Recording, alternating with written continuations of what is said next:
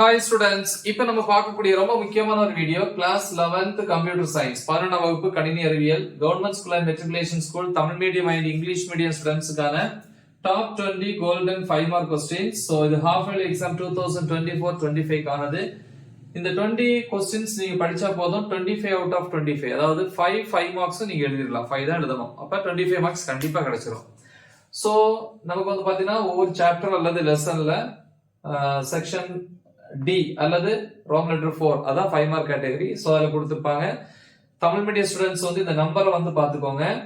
ஓகேவா? சோ அத வச்சு நீங்க படிச்சிடலாம். சாப்டர் 1ல பாருங்களேன், இந்த லெசன் 1ல பாருங்களேன். 1ல क्वेश्चन நம்பர் 1 டீடைல்ல 1 basic components of a computer. ரெண்டாவது question various generations of computer.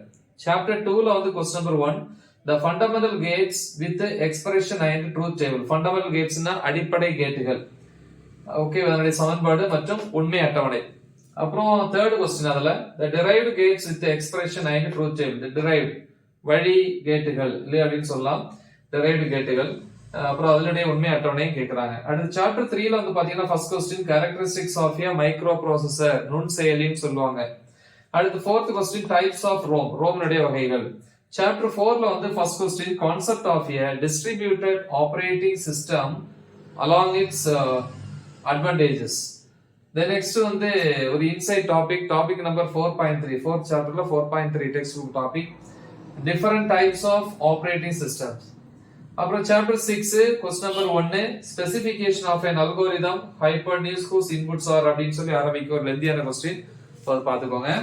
Chapter 9ல வந்து ஃபர்ஸ்ட் क्वेश्चन டீடைல்ல binary operators used in C++ part A ல வரக்கூடியது அல்லது பார்ட் 1ல வரக்கூடியது. Second question the types of errors part 1 அல்லது பார்ட் A ல வரக்கூடியது.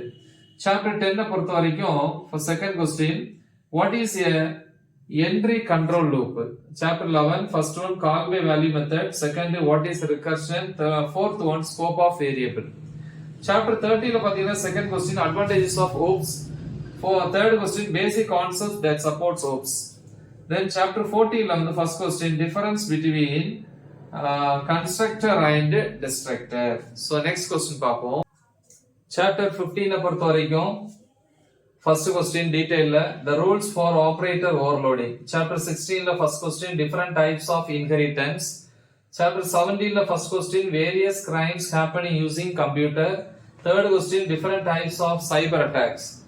அப்புறம் அடிஷனலா வந்து ஒரே ஒரு क्वेश्चन தான். chapter 16 ல second question explain the different visibility mode through pictorial representation. அவ்வளவுதான். சோ இவ்வளவு क्वेश्चंस நீங்க ப்ரிப்பேர் பண்ணா கண்டிப்பா வந்து 5 மார்க்ஸ் அட்டெண்ட் பண்ணலாம். நல்ல தெளிவா பிராக்டீஸ் பண்ணுங்க. மறக்காம இத உங்க ஃப்ரெண்ட்ஸ்க்கு ஷேர் பண்ணுங்க. Right the exam well. All the best. Thank you.